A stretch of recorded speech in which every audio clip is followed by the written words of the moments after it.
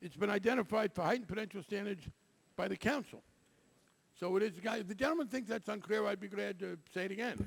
But these are powers, these extraordinary powers have to be triggered by a finding by the Systemic Risk Council, and only then can they step in. And the question is, and let me just say, in my remaining time here, we've been told, look, all you need is heightened bankruptcy, and don't worry if they're too big to fail.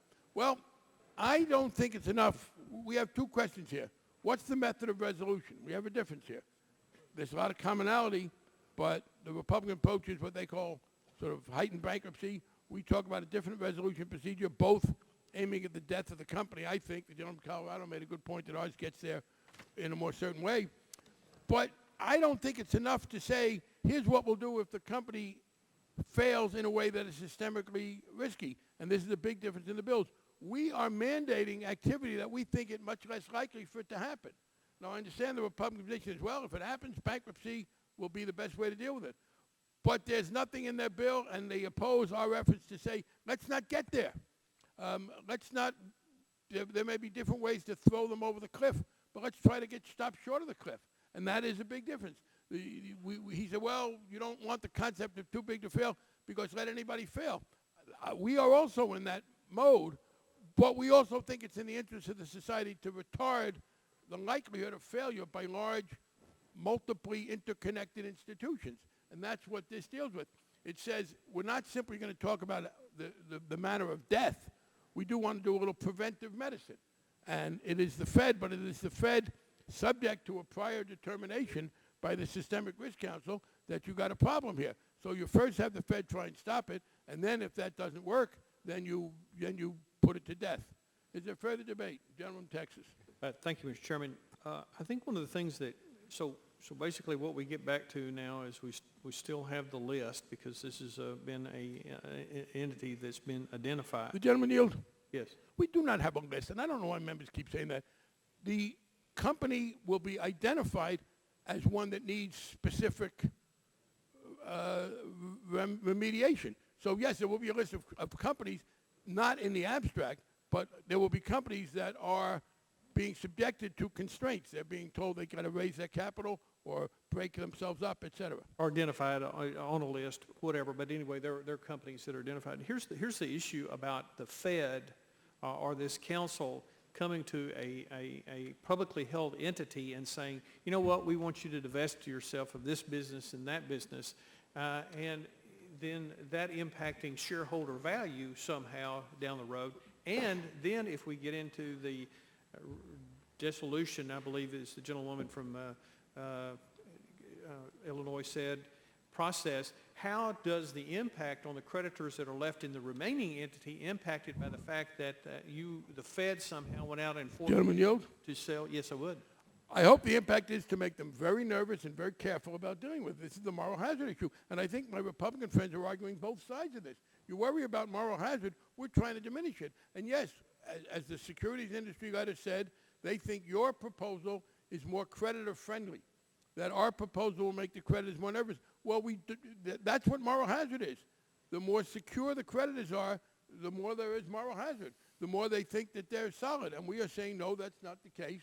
We want you, in these cases, to be nervous. We are also saying that we are not satisfied with simply saying, you know, are we going to shoot them or hang them? Maybe you're for shooting and we're for hanging.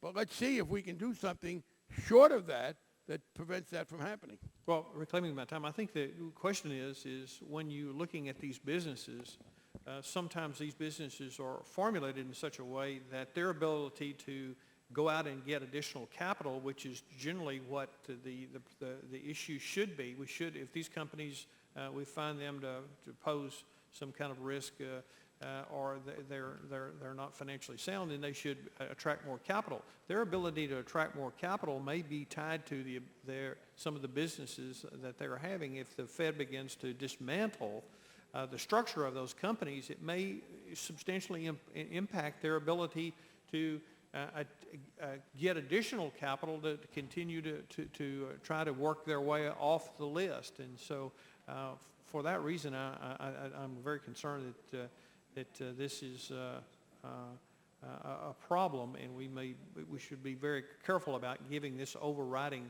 authority to folks that may or may not know whether that's a good business decision long-term or not. Is there further debate?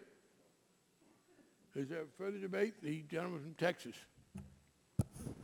Thank you, Mr. Chairman. I yield to the gentleman from New Jersey. And then I'll yield back to the gentleman from Texas in a minute. The gentleman from Texas raises a point with regard to the moral hazard and then also with regard to the activities of the counterparties. We have always made the case that this creates a moral hazard. But if you don't believe that's true, if you take the other side of it, which the majority does, that by imposing the liquidation-only receivership plan in place, then that in and of itself, according to majority's rationale, should impose enough considerations by other investors not to engage in or invest in these companies on a list or not on a list, tier 1 companies, because they know that a liquidation-only receivership is down the road. Why would I want to, under their theory that there is no moral hazard, why would I want to invest in one of those companies once they're getting to that pinnacle of level if I know that a receivership arrangement where I won't be able to get my investment back? That should naturally keep the size of the company down. That, along coupled with all the other powers that we're giving them, some which they already have, the capital requirements a lot, should all be naturally enough to keep these companies from getting too large in the first place. So with that, I yield back to the gentleman. Thank the gentleman for his explanation. I too share the concern of giving this particular sweeping power to essentially place a company in form of involuntary receivership or bankruptcy. I know we continue to hear the example of the FDIC, but that's where institutions voluntarily decide to come within the ambit of that particular regulation. And again, I suppose that the underlying portion of the bill that would allow, I believe, the Federal Reserve, I believe it's a 2/3 vote of the Federal Reserve if I'm reading the proper section of the bill, along with a recommendation from the Systemic Risk Council, I think I use that term generically, is what it takes to trigger this provision, but it's still the government deciding that there is a firm that they believe presents some type of systemic risk, a firm to the entirety of the economy. Again, we simply just do not believe in the concept that any one company poses that level of risk. There are systemic events, there is systemic risk. I'm not sure there is a systemic firm, and I'm just fearful of granting the federal government the power, and although I know that the chairman has written language to try to constrain that as best as possible, but to give them a power to go in and determine that they are going to dismantle a company. I just think that type of power is sweeping. It's draconian. I think it's unprecedented. I think it could be used in a variety of ways that ultimately could prove injurious to our economy. I know the purpose is to ensure that it doesn't injure the economy, but I just think it's an incredible intrusion, and so I would urge support of the gentleman from New Jersey's amendment, and I yield back the balance of my time. Question is on the amendment. Those in favor will say aye. Opposed, no. No. The noes have it. The amendment is not agreed to. The gentleman asked for a roll call, and the roll call will be added. We are going to have the roll calls that are pending today at the close of the last set of votes today, but we will continue. We want to get this bill done. We will then continue marking up after the votes, and we will be marking up till, maybe fairly late tomorrow if we're going to get finished. Members can show restraint or not as they wish. The committee is now in recess.